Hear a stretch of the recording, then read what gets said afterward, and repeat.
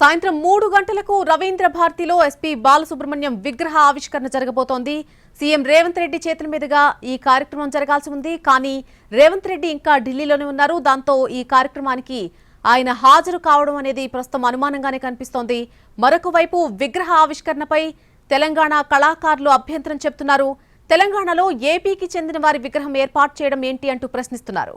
తెలంగాణలో గద్దర్, అందెశ్రీ లాంటి ప్రముఖులకు మొదటి ప్రాధాన్యత ఇవ్వాలని డిమాండ్ చేస్తున్నారు.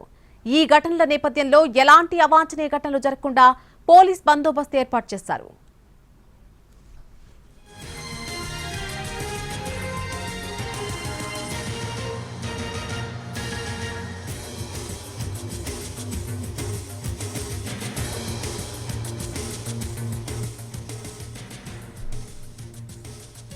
ఇదే అంశానికి సంబంధించి మరింత సమాచారం మా ప్రతినిధి చార్య అందిస్తారు.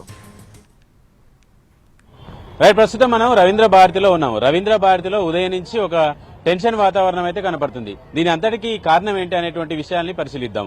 ప్రస్తుతం మనం ఇటువైపు చూడొచ్చు. రవీంద్ర భారతిలో ఎస్పీ బాలసుబ్రహ్మణ్యం విగ్రహాన్ని ఆవిష్కరించాలి అనేటువంటి నిర్ణయానికి వచ్చారు. ప్రస్తుతం ఆ విగ్రహం, కాంస్య విగ్రహాన్ని కూడా ఏర్పాటు చేశారు. అయితే ఈ కాంస్య విగ్రహం ఏర్పాటుకు సందర్భంగా గడిచిన వారం రోజుల నుంచి ఈ విగ్రహం చుట్టే రాజకీయాలు జరుగుతున్నాయి.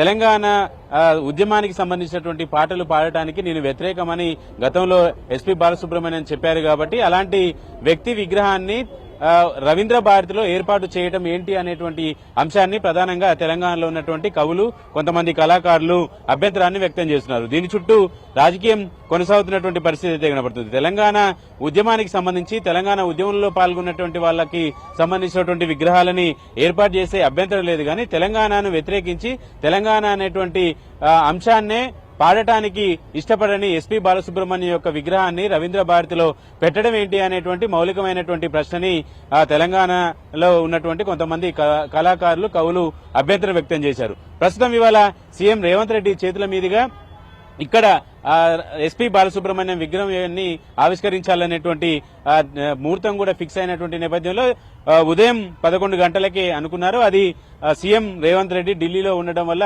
ఆ కార్యక్రమాన్ని 3 గంటలకు వాయిదా వేశారు. ప్రస్తుతం ఉన్నటువంటి పరిస్థితుల్లో ఇప్పటికీ కూడా సీఎం రేవంత్ రెడ్డి ఢిల్లీలోనే ఉన్నారు. ఇప్పటికీ హైదరాబాద్ కి ఇంకా ఆయన బయలుదేరలేదు. ఆయన షెడ్యూల్ కూడా ఇంకా ఫిక్స్ కాలేదు.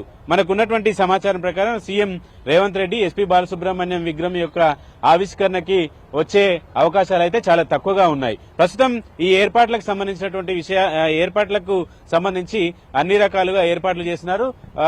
ఎస్పీ బాలసుబ్రహ్మణ్యానికి సంబంధించినటువంటి వాళ్ళు, ఆ విభాగానికి సంబంధించినటువంటి వాళ్ళంతా కూడా విగ్రహాన్ని ఆవిష్కరించడానికి సంబంధించినటువంటి ఏర్పాట్లన్నీ కూడా చేస్తున్నారు. వాళ్ళకి సంబంధించినటువంటి వాళ్ళంతా ఇక్కడికి వచ్చారు. అయితే రవీంద్ర భారతి చుట్టూ భారీ ఎత్తున పోలీసు బందోబస్తును ఏర్పాటు చేశారు. మొత్తానికి ఇంకా ఈ సస్పెన్స్ అయితే కొనసాగుతుంది. సీఎం రేవంత్ రెడ్డి వస్తారా, సీఎం రేవంత్ రెడ్డి వచ్చి బాలసుబ్రహ్మణ్యం విగ్రహాన్ని ఆవిష్కరిస్తారా అనేటువంటి అంశం అయితే కొనసాగుతుంది. అయితే దీనిపై భిన్న రకాల వాదనలు వినిపిస్తున్నాయి. కళాకారుణ్ణి కళాకారునిలాగా గుర్తించాలి తప్ప కళాకారుడికి ప్రాంతాలని అన్వయించడం ఎంతవరకు సబబు అనేటువంటి అంశాన్ని కూడా మౌఖికంగా ప్రశ్నిస్తున్నటువంటి నేపథ్యం. అయితే ఇదే ప్రశ్నకి తెలంగాణ కవులు, కళాకారుల నుంచి వస్తున్నటువంటి అంశం ఏంటంటే, కవి కళాకారులకి ప్రాంతానికి సంబంధించినటువంటి అభ్యంతరాలు ఉండనప్పుడు తెలంగాణకు సంబంధించినటువంటి పాటని, తెలంగాణకు సంబంధించినటువంటి తెలంగాణ యొక్క ఉద్యమ సమయంలో కూడా 2-3 సందర్భాల్లో ఆయన్ని తెలంగాణకు సంబంధించినటువంటి పాటని పాడాలనే సూచన చేసినప్పటికీ కూడా